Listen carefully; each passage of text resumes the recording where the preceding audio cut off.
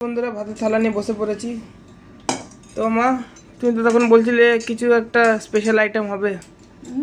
কি special item?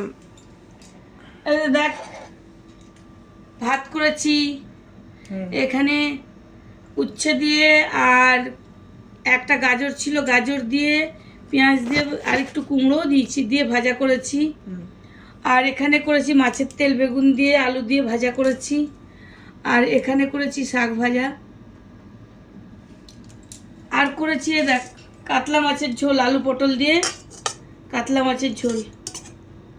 এই যে পটল আলু দিয়ে কাতলা মাছের ঝোল। আর স্পেশাল জিনিস দেখবি কি? হ্যাঁ, স্পেশাল জিনিসটাই তো দেখার জন্য সবাই মানে তড়পাচ্ছে। আরে এই দেখ শসা আছে, কালকের চাটনি। তো স্পেশাল আইটেমটা এখন খুলেই দাও। তো পরে দেখাই না, এখনই দেখো। কেন পরে দেখাবে? এই যে আরে স্ত্রী, এটা কি মা? বলে দাও এখন। এটা এই দেখ पनीर। আরে না রে বাবা, একটা ধোকার ডালনা।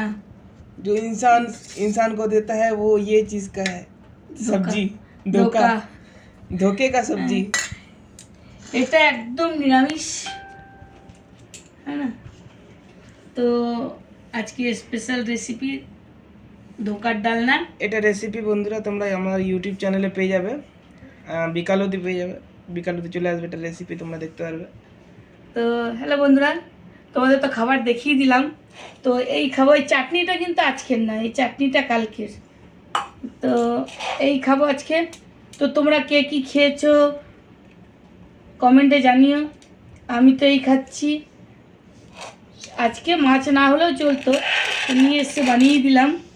আর এখানে ধোকার ডালনা হয়েছে মানে আর কোনো কথা হবে না। সত্যি মানে এটা মানে কি বলো, ভোগ দেবে ভগবানের যে ভোগ হয় ওখানেও ধোকার ডালনা অনেক হ্যাঁ সুন্দর। হ্যাঁ হ্যাঁ। তো এটা করা অনেক সময় লাগে, অনেকটা সময় লাগে।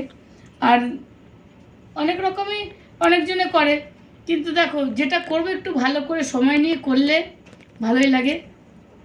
তো অনেক দিন পরে বানিয়েছি, গরমের জন্য বানাতে ইচ্ছা করে না, অনেক সময় লাগে। তো তো তবু বানিয়েছি আজকে, ইচ্ছা করলো খুব যে আজকে একটু ধোকার ডালনা করব। আর আমার বাবুও বলছিল মা একটু ধোকার ডালনা বানাও, তো বানালাম। তো আমাদের ইচ্ছা ছিল না মাছ বানাবার, তো মাছটাও বানিয়ে দিলাম। তো বন্ধুরা খেয়ে নিই, অনেক বেলা হয়ে গেছে। Bye bye.